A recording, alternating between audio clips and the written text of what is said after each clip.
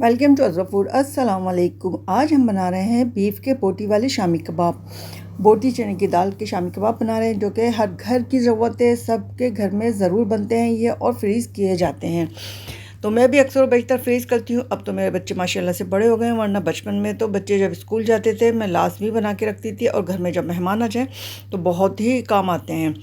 सबसे पहले मैंने बीफ का गोश्त लिया, जिसे नमक, अदरक, लहसुन डालकर मैंने इसको अच्छे से बॉईल कर लिया। बहुत ज़्यादा गला लिया इसको।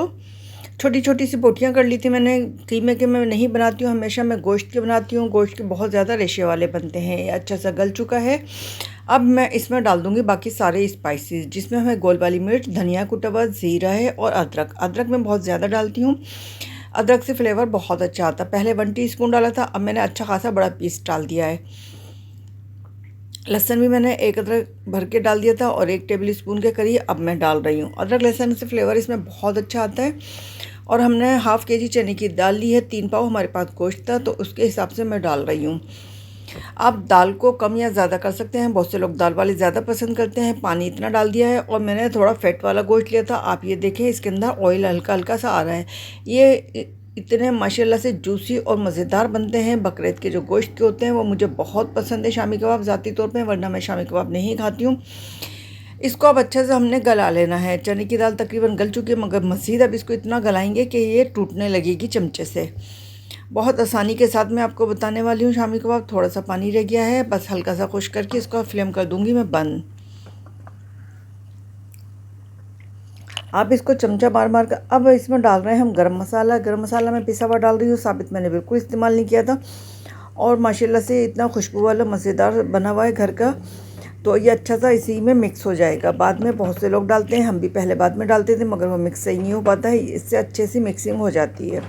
अब अच्छे चमचे से मार मार कर मैं कर लूँगी, या कि आप लकड़ी की जो हवनदस्ती होती है उसके मूसली से आप इसको कर लें। बहुत अच्छा सा हो जाता है। बहुत ही ज़्यादा पिस चुका होता है, हमें इतनी ज़्यादा मेहनत करने की ज़रूरत नहीं पड़ती। बहुत से लोग चॉपर में बनाते हैं, मेरे घर में चॉपर से पसंद नहीं किए जाते हैं, तो मैं इसको सिल पर ही बनाऊंगी।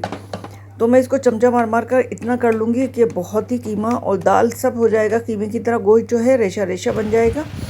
और अब बारी आती है, देखें कितना चूरा हो चुका है। अब बारी आती है सिल की। सिल के ऊपर मैं ये सब पीस लूँगी। मैंने हमेशा आपको बताया, सिल पर पीसते हुए बहुत मेहनत होती है, मगर मज़ेदार बहुत बनते हैं, पसंद करते हैं। रेशे वाले बनते हैं। चॉपर में कभी भी रेशा नहीं बनता। तो ये सब मैं पीस कर तैयार करके मैं आपको दिखाती हूँ।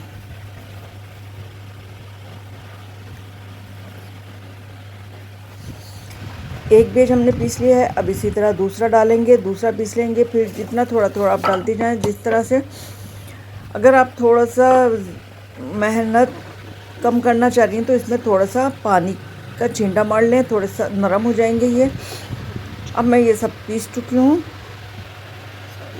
पीसने के बाद देखें, ये प्याज लिए मैंने, 2 बड़ी प्याज थी। सबको हरी मिर्च, हरा धनिया सब ग्राइंड कर लिया है। ग्राइंड करने के बाद हम इसमें डाल देंगे। 1 अंडा शामिल कर दूंगी, आप अंडा स्किप भी कर सकते हैं। और ये बहुत अच्छे फ्राई होते हैं कम ऑयल के अंदर। बिल्कुल हल्का सा ऑयल लगाकर आप इसको फ्राई करें, इतने अच्छे गोल्डन कलर आता है। मैं अंडे के साथ फ्राई नहीं करती। अंडे के साथ फ्राई करने से क्या होगा कि ऊपर की लेयर्स तो अंडे वाली बन जाती है, अंदर से इतना नहीं पक पाते हैं। वैसे तो ये पक्के हुए ही होते हैं, मगर जो क्रिस्पीपन आता है, पपड़ी सी आ जाती है उसके अंदर, बहुत मज़े की लगती है। आप इसको बच्चों को सैंडविच बना के दें, बर्गर्स बना के दें, या वैसे बच्चे पसंद करते हैं। अगर मेहमान आ जाएँ तो बस मज़े ही आ जाता है, क्योंकि जब 1 या 2 सालन आपके पास हो तो तीसरा आपके पास शामी कबाब की ऑप्शन आ जाती है। आप शामी कबाब फटाफट से फ्राई कर लें। अच्छा, मैं डायरेक्ट शामी कबाब ना फ्राई कर लेती हूँ। जैसे बर्फ़ के निकालती हूँ, हल्की लो फ्लेम पर हल्का सा घी डालकर इसको फ्राई पैन में डाल दिया, और वो आहिस्ता आहिस्ता इतने अच्छे हो जाते हैं कि लगता ही नहीं है कि हमने ये फ्रीज़ वाले किए हैं, क्या डिफ्रॉस्ट करने होंगे हमें। तो ये बहुत अच्छी रेसिपी है, मज़ेदार भी है, बहुत मज़े के बने हैं ये। अदरक लहसुन का फ्लेवर बहुत ज़बरदस्त इसमें आता है। तो आप इसको ज़रूर ट्राई करें। आप ऑयल देख सकते हैं मैंने कितना ऑयल लिया है। थोड़ा सा ऑयल है, इसी के अंदर ये फ्राई हो जाएंगे, बल्कि ऑयल बच भी जाएगा इसमें।